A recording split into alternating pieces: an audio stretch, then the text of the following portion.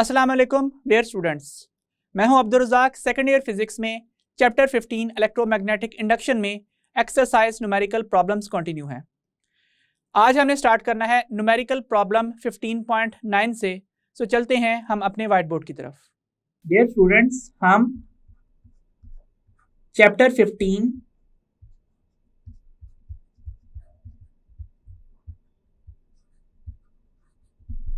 Electromagnetic induction में exercise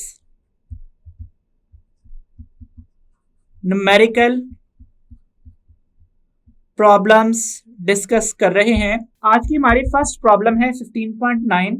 question पूछा गया है, when current through a coil changes from 100 milliampere to 200 milliampere in 0.005 seconds and induced EMF of 40 millivolt is produced in the coil.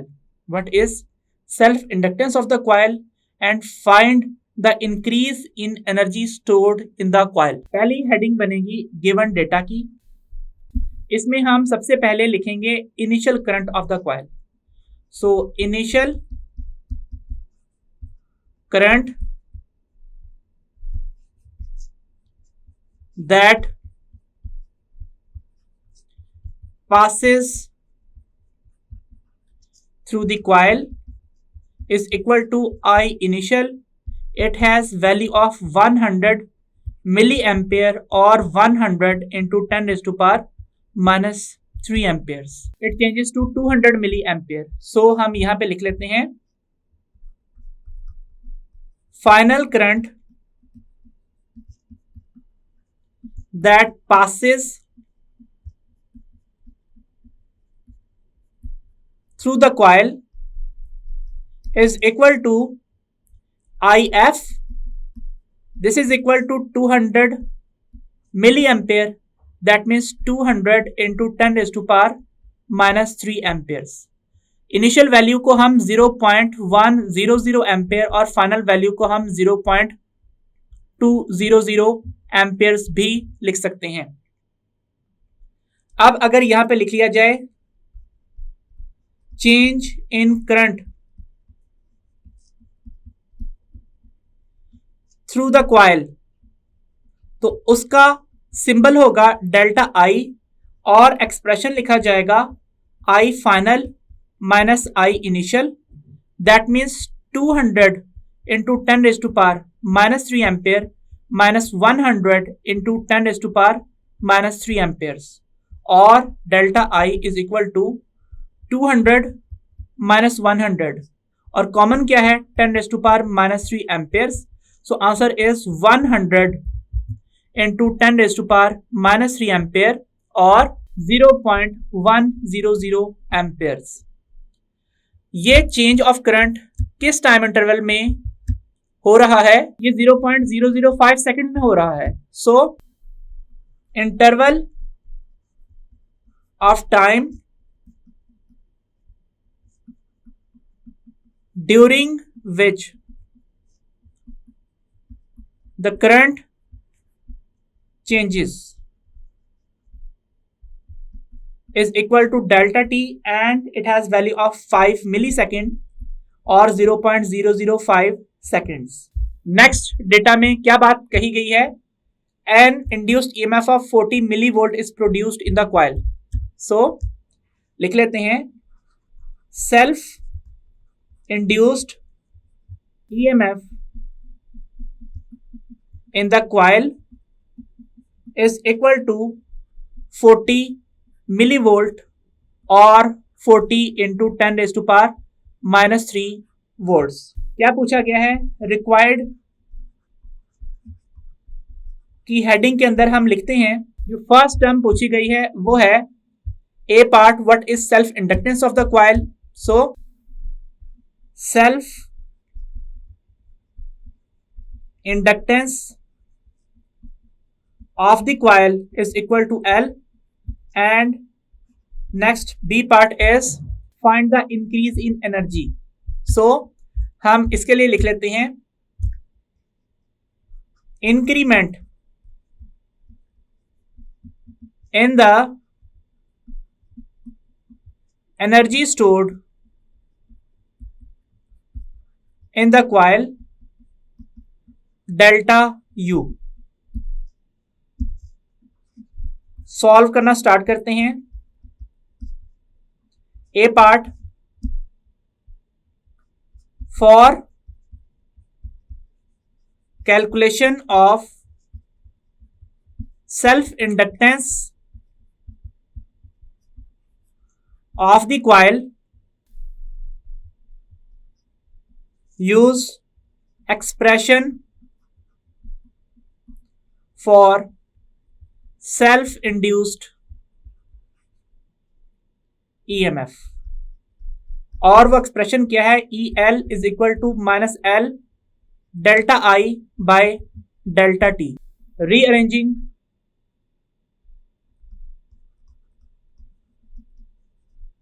हमें चूंकि self inductance find out करनी है, delta I by delta T equation की right side पे self inductance के साथ multiply हो रहा है, इक्वेशन की लेफ्ट साइड पे आके ये डिवाइड हो जाएगा। Delta I by delta T is equal to minus L और L is equal to minus E L over delta I by delta T. यहां पे आप लिख दीजिए we are only concerned with the magnitude of induced EMF only, not with its direction. So removing the negative sign,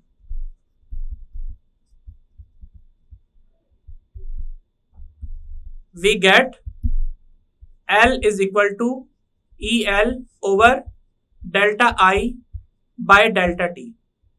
dear students, चूंकि delta I और delta T की values हमें अलहदा अलहदा गिवन है, इसलिए हम इस तरह भी लिख सकते हैं L is equal to EL divided by delta I by delta T, that is equal to EL multiplied by delta T by delta I, और L is equal to EL delta T over delta I. इस expression को हम expression number 1 का नाम देते हैं। Next हमने ये करना है कि इसमें वैल्यूज पुट करनी है। So by substituting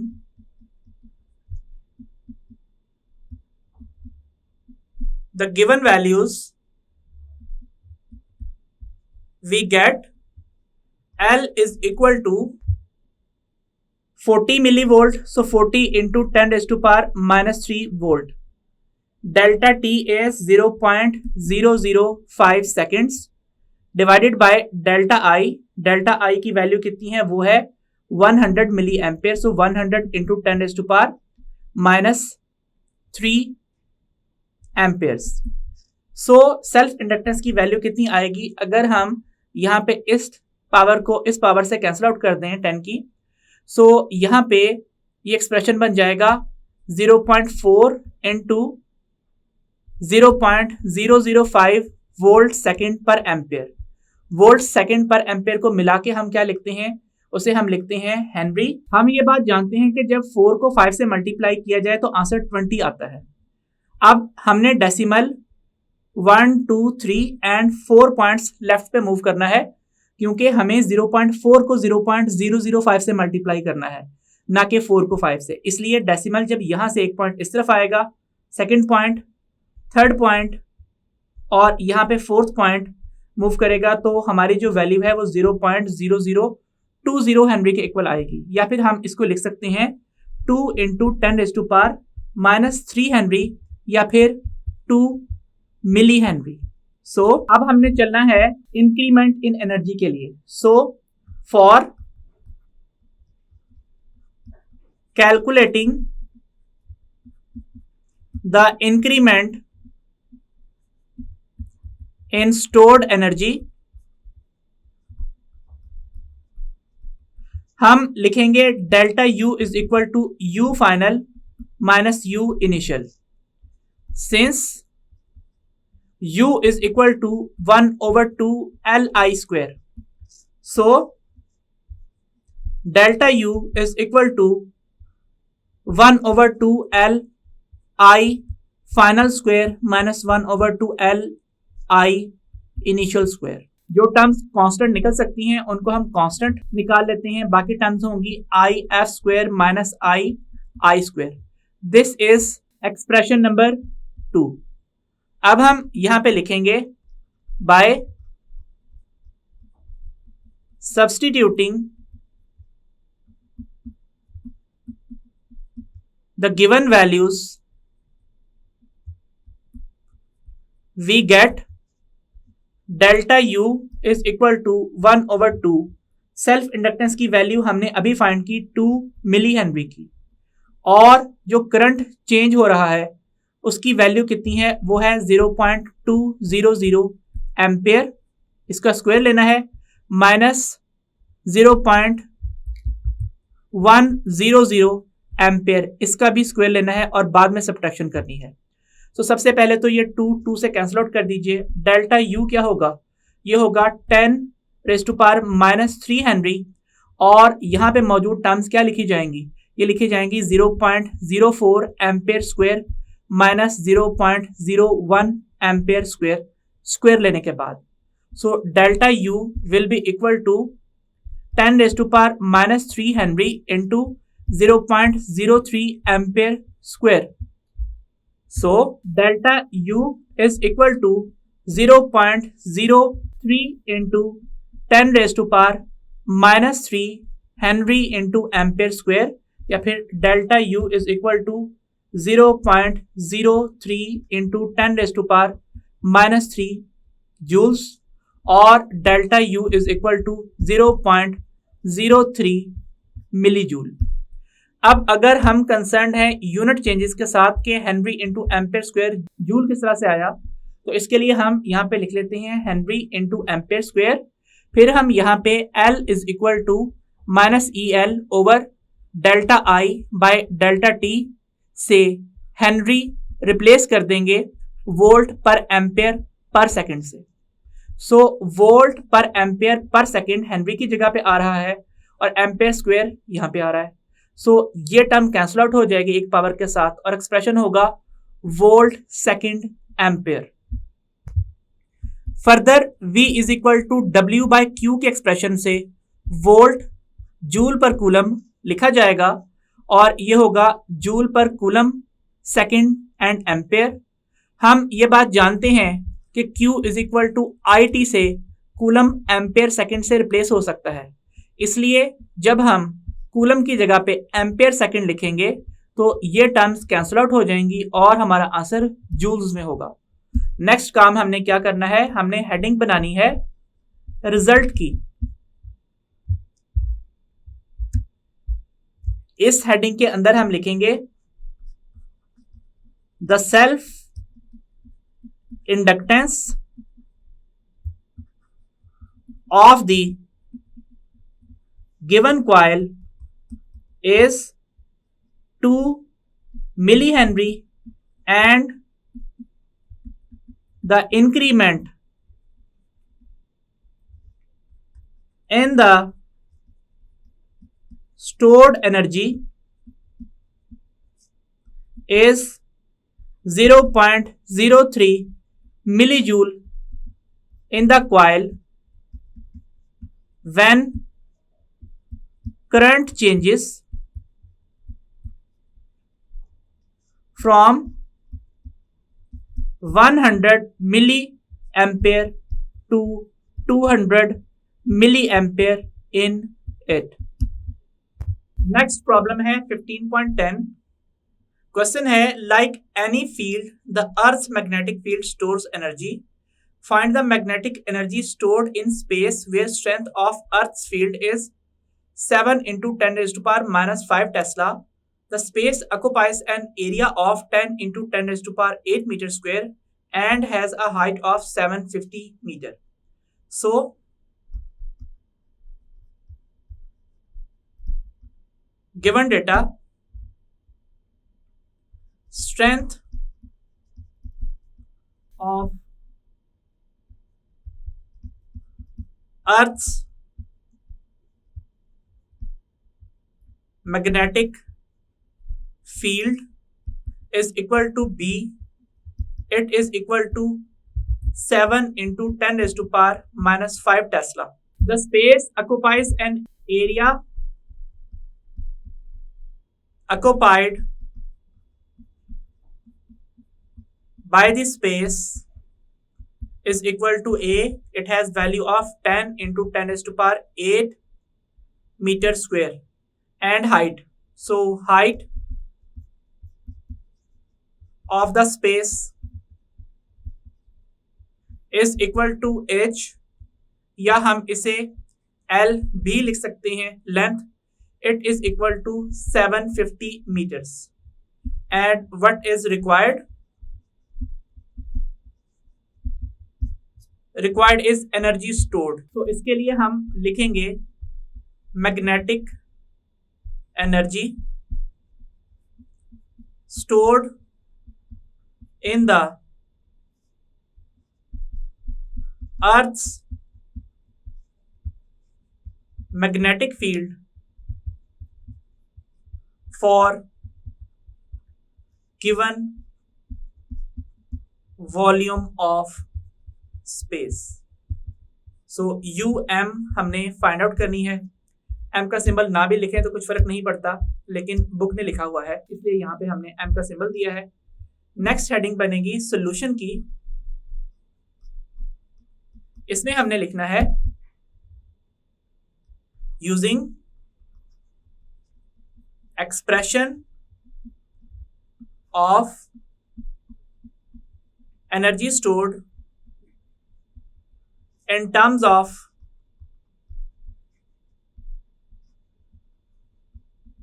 magnetic field strength, UM is equal to 1 over 2 B square over mu naught AL. Next description दीजिए. Substituting the given values, we get UM is equal to 1 over 2. क्या magnetic field strength given है? 7 into 10 raised to power minus 5 Tesla whole square divided by mu naught. Mu naught has value of 4 pi into 10 raised to power minus 7 Weber per ampere per meter. And area has value of 10 into 10 raised to power 8 meter square, and the value of height is 750 meters. So UM is equal to 1 by 2 into 7 का square 49, 10 raised to power minus 5 का square 10 raised to power minus 10 divided by 4 pi into 10 raised to power minus 7, और बाकी values हैं 10 into 10 raise to power 8 into 750. साथ units हम अलग से लिख देते हैं. Tesla square, ampere, metre, metre square, metre divided by weber. Calculator पे सॉल्व करने के बाद एनर्जी का आंसर होगा 1.46 इंटू 10 रेज़ टू पावर 9, और यूनिट्स बन जाएंगे tesla square, ampere and metre raise to power 4 divided by weber. Further हम इसको 1.46 into 10 raise to power 9 joules लिख देंगे. अब अगर ये कहा जाए कि कन्वर्जन किस तरह से हुई, तो हम ये बात जानते हैं कि मैग्नेटिक फील्ड का एक्सप्रेशन F ओवर IL होता है, इसलिए टेस्ला न्यूटन पर एम्पेयर पर मीटर की फॉर्म में लिखा जा सकता है. और हम ये बात भी जानते हैं कि मैग्नेटिक फ्लक्स का एक्सप्रेशन B डॉट A होता है, इसलिए वेबर रिप्लेस होकर टेस्ला मीटर स्क्वायर बन सकता है. तो सबसे पहले तो आप यहाँ पे जो गिवन यूनिट्स हैं टेस्ला स्क्वायर, एम्पेयर, मीटर 4, उसमें वेबर की जगह पे टेस्ला इंटू मीटर स्क्वायर लिख दें. एक टेस्ला एक पावर से कैंसिल आउट होगा, metre square metre raise to power 4 से कैंसिल आउट होके मीटर रेज़ टू पावर 2 बचा रहने देगा. सो एक्सप्रेशन बन गया टेस्ला एम्पेयर मीटर स्क्वायर. अब अगेन टेस्ला की जगह पे ये सब्स्टिट्यूशन कीजिए, एक्सप्रेशन बन जाएगा न्यूटन पर एम्पेयर पर metre and ampere into metre square. ये टर्म कैंसल, ये टर्म कैंसल, आंसर आ गया न्यूटन मीटर में, और W is equal to F dot d के मुताबिक जूल रिप्लेस कर सकता है न्यूटन मीटर को, इस वजह से हमारे यूनिट्स आ गए जूल्स में। और अब हमने नेक्स्ट हेडिंग लिखनी है रिजल्ट की, और इस हेडिंग के अंदर हम ये लिखेंगे द एनर्जी, और इस हेडिंग के अंदर हम ये लिखेंगे the energy stored in magnetic field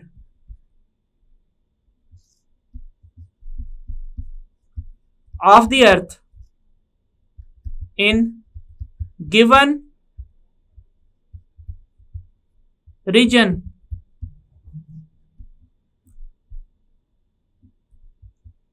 of the space is 1.46 into 10 raised to power 9 joules। Dear students, आपको ये भी बताता चलूं कि अर्थ की मैग्नेटिक फील्ड की स्ट्रेंथ मुख्तलिफ पॉइंट्स के ऊपर 25 माइक्रो टेस्ला से 70 माइक्रो टेस्ला तक वेरी करती है। फिलहाल हमें 70 माइक्रो टेस्ला की रीडिंग दी गई थी, जिसे हमने 7 इंटू 10⁻⁻5 टेस्ला की सूरत में अभी सॉल्व किया है। Dear students, next numerical problems हम नेक्स्ट लेक्चर में कंटिन्यू करेंगे। So until the next lecture, Allah Hafiz.